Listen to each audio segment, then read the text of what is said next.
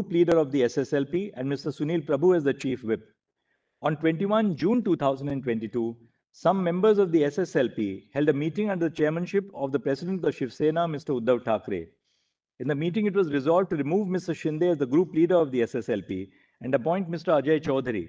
The resolution was signed by Mr. UddhaVThackeray in his capacity as the president of the party on the official letterhead of the office of the SSLP. Then, having dealt with that, we say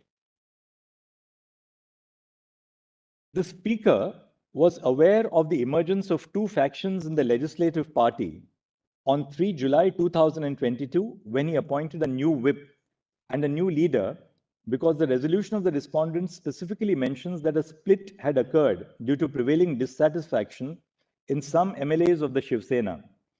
Further, the fact that there were two resolutions appointing two different whips and two different leaders would no doubt have resulted in the Speaker inferring that there were two factions of the Shiv Sena. The Speaker, on taking cognizance of the resolution passed by the faction of the SSLP led by Mr. Shinde, did not attempt to identify which of the two persons who were nominated, namely Mr. Prabhu or Mr. Gogaole, were authorized by the political party. In a contentious situation such as this, the Speaker should have conducted an independent inquiry based on the rules and regulations of the political party to identify the whip authorized by the Shiv Sena political party. For the reasons detailed in the preceding paragraphs, the Speaker must only recognize the whip appointed by the political party. The decision of the Speaker recognizing Mr. Gogaole as the chief whip of the Shiv Sena is illegal because the recognition was based on the resolution of a faction of the Shiv Sena legislature party without undertaking an exercise to determine if it was the decision of the political party.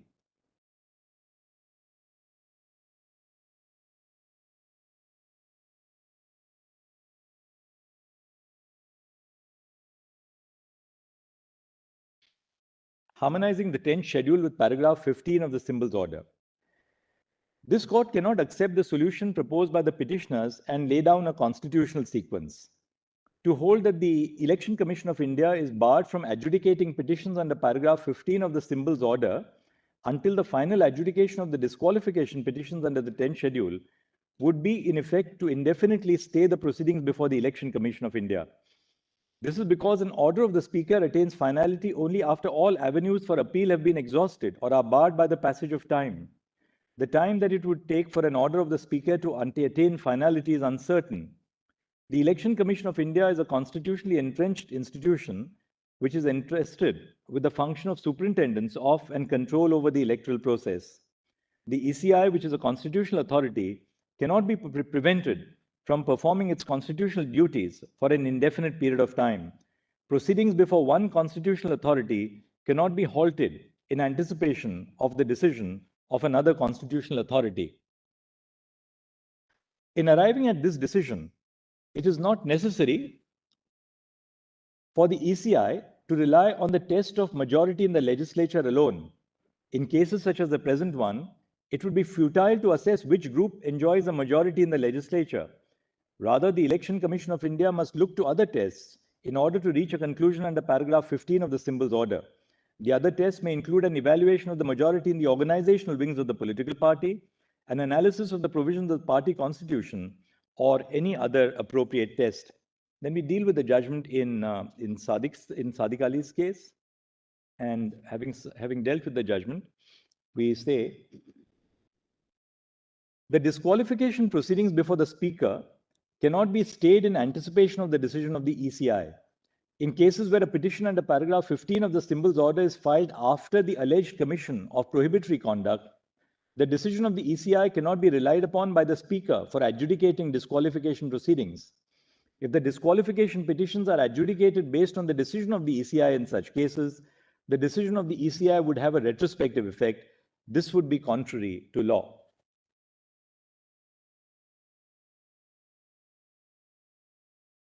The question before this court is, what is the impact of the deletion of paragraph 3 of the 10th schedule? This question has arisen in the context of both the factions of the Shiv Sena claiming to be the real Shiv Sena. In effect, this points to the existence of a split within the SSLP. However, no faction or group can argue that they constitute the original political party as a defense against disqualification on the ground of defection. The inevitable consequence of the deletion of paragraph 3 of the 10th schedule is that the defense of a split is no longer available to members who face disqualification proceedings. In cases where a split has occurred in a political party or in a legislative party, members of neither faction may validly raise the defense that they are the political party in the event that each faction files petitions for the disqualification of members of the other faction. The defense sought to be availed of must be found within the 10th schedule as it currently stands. The deletion of paragraph 3 impacts the proceedings under paragraph 2(1)(b) as well. When there are two whips appointed by two or more factions of the political party, the Speaker, as held in the preceding section of the judgment, decides which of the two whips represents the political party. Thus, the adjudication of the Speaker on whether a member must be disqualified under paragraph 2(1)(b) would also depend on the decision of the Speaker recognizing one of the two or more whips. We accordingly answer the question referred to us as noted in paragraph 32F of the judgment.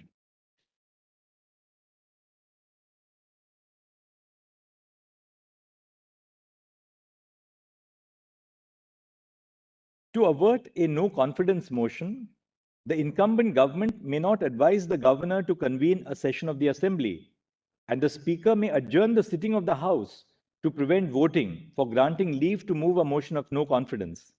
If the Speaker and the government attempt to circumvent a no confidence motion, the governor would be justified in exercising the power under Article 174 without the aid and advice of the Council of Ministers. Now we have dealt with the role of the governor in the present case. The petitioners have urged that the governor was not justified in reaching the conclusion that he did on the basis of the resolution dated 21 June 2022 because 1. The 34 MLAs belonging to the Shivshena did not express their intention to exit the Maha Vikas Aghadi government, and 2. The MLAs who